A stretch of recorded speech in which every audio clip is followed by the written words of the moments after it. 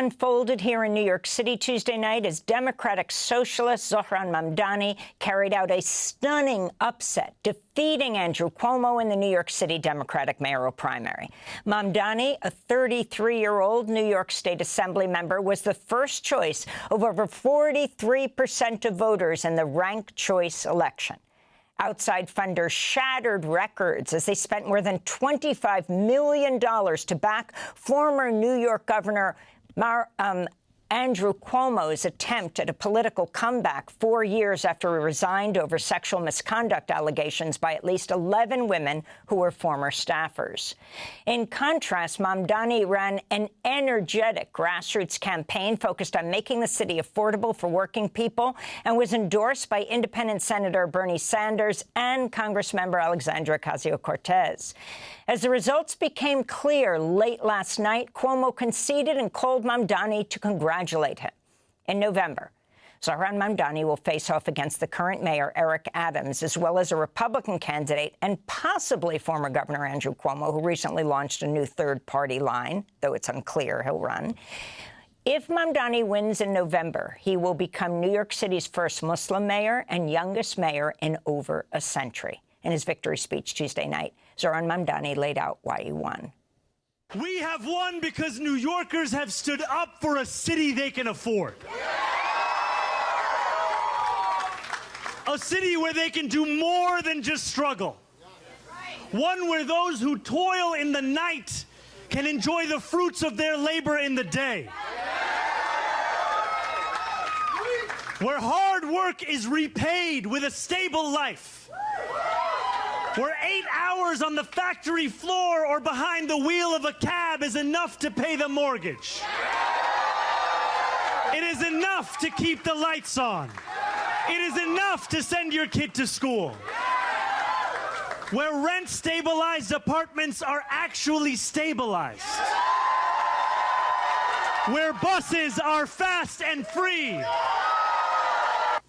Where childcare doesn't cost more than CUNY. And where public safety keeps us truly safe. And it's where the mayor will use their power to reject Donald Trump's fascism, to stop mass ICE agents from deporting our neighbors,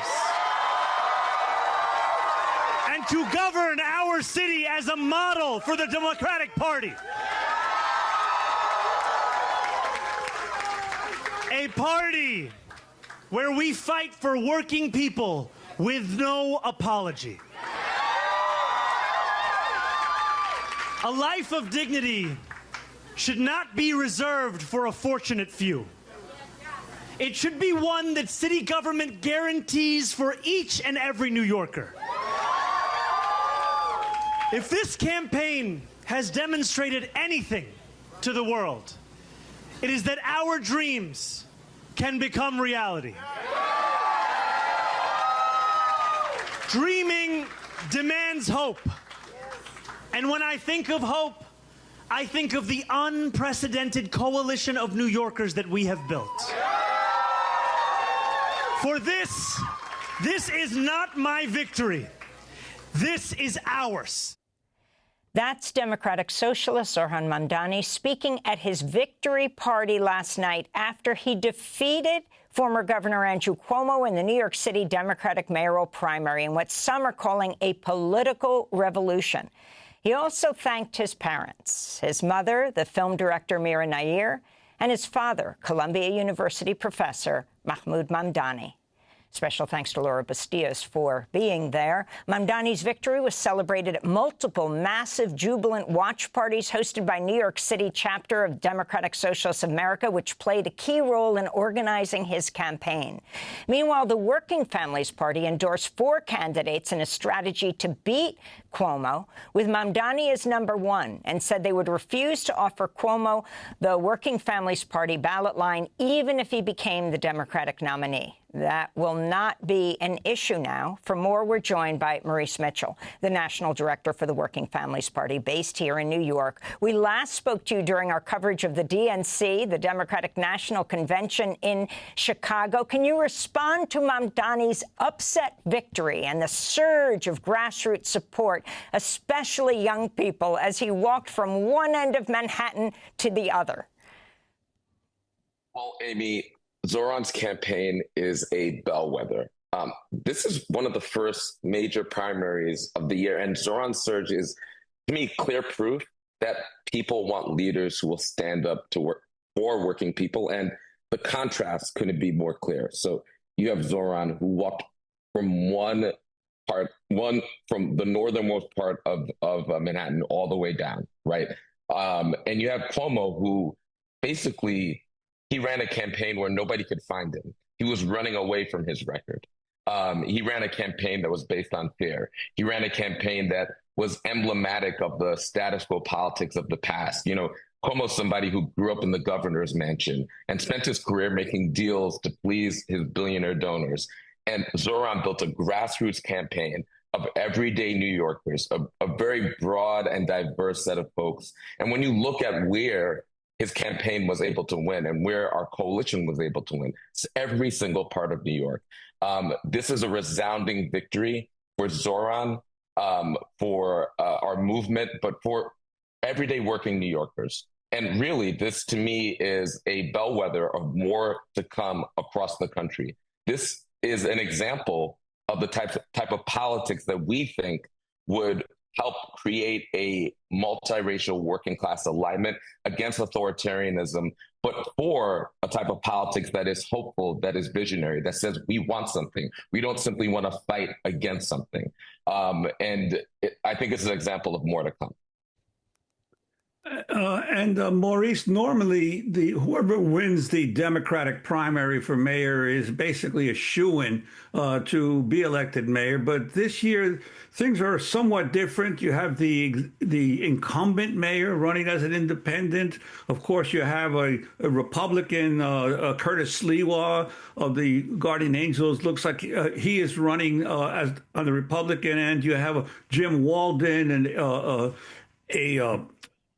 a major lawyer in the city running, and of course, the possibility that Cuomo himself will run. What do you see happening in terms of the Democratic establishment that opposed Mamdani? Where will many of them go now? Well, you know, last night we saw within hours a resigned, defeated, embattled Governor Cuomo give a concession speech.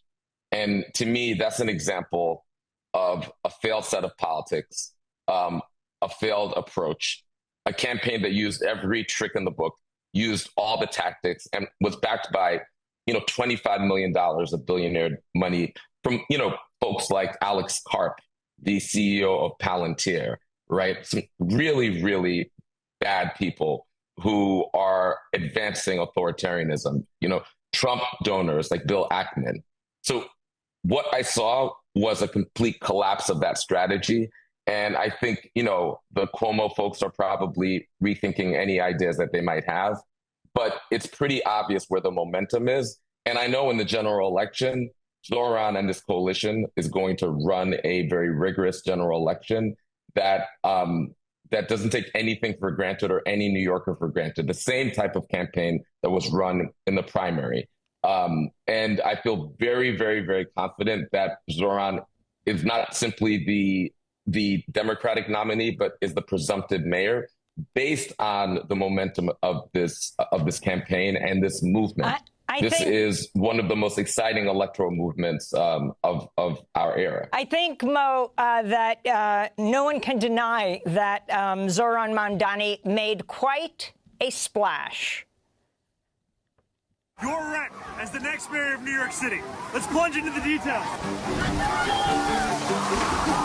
So that was the video of Zohran Mamdani jumping into the Atlantic Ocean in his suit, saying, "I'm freezing, the rent. I want to end with Zohran Mamdani himself and another part of his speech. Of course, we're going to talk about this over the next weeks as we lead into the November election. This is Zohran Mamdani in his victory speech last night. In these dark times, I know that it is harder than ever to keep faith in our democracy. It has been attacked by billionaires and their big spending, by elected officials who care more about self-enrichment than the public trust, and by authoritarian leaders who rule through fear. But above all, our democracy has been attacked from within. For too long, New Yorkers have strained to find a leader who represents us, who puts us first. And we have been betrayed time and again. After so many disappointments, the heart hardens, belief becomes elusive. And when we no longer believe in our democracy, it only becomes easier for people like Donald Trump to convince us of his worth, for billionaires to convince us that they must always lead. As FDR said, democracy has disappeared in several other great nations, not because the people disliked democracy, but because they had grown tired of unemployment and insecurity, of seeing their children hungry while they sat helpless in the face of government confusion and weakness. In desperation, they chose to sacrifice liberty in the hope of getting something to eat. New York, if we have made one thing clear over these past months, it is that we need not choose between the two. We can be free and we can be fed. We can demand what we deserve. And together we have built a movement where everyday New Yorkers recognize themselves in our vision of democracy. Democratic Socialist Zohran Mamdani in his victory speech last night in Long Island City. This is Democracy Now! Special thanks to Moe Mitchell, National Director for the Working Families Party.